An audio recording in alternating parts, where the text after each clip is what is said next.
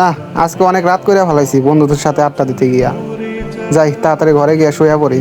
কালকে আবার শুক্রবার, ফজর নামাজ পড়তে হইব সকালে। রাত 1টা বেজে গেছে, তাড়াতাড়ি ঘুমিয়ে পড়ি।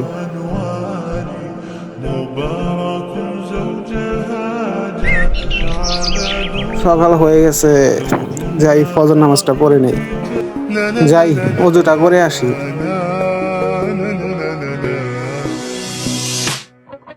أتقبلهم أن অজু করা তো শেষ, এখন নামাজ পড়া বাকি।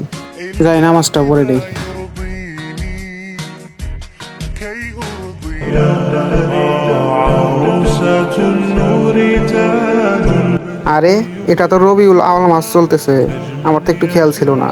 আর আজকে 12ই রবিউল আওয়াল, মানে 5ই সেপ্টেম্বর। এই দিনেই তো আমাদের প্রিয় নবী হযরত মুহাম্মদ সাল্লাল্লাহু আলাইহি সাল্লাম জন্মগ্রহণ করেছিলেন। যাই তাড়াতাড়ি গিয়ে খাওয়া দাওয়া করে বন্ধুদের নিয়ে মসজিদে যাই। আজকে আবার জুম্মার দিন। বিসমিল্লাহির রহমানির রহিম। আম নাম নাম নাম নাম নাম নাম নাম। খাওয়া দাওয়া তো হলো, দেখি বন্ধুরা কোথায় আড্ডা দিতেছে, ওদের নিয়ে মসজিদে যাই। আরে ওই তো বন্ধুরা, যাই ওদের এখানে যাই। বন্ধু জানিস আজকে একটা বিশেষ দিন। বল তো বন্ধু, দিনটা বিশেষ হলো কেন? আরে আজকে তো আর্জেন্টিনার খেলা, এই খেলায় মেসির শেষ খেলা, এই জন্য। হ্যাঁ বন্ধু বুঝলাম, কিন্তু এই জন্য দিনটা বিশেষ না।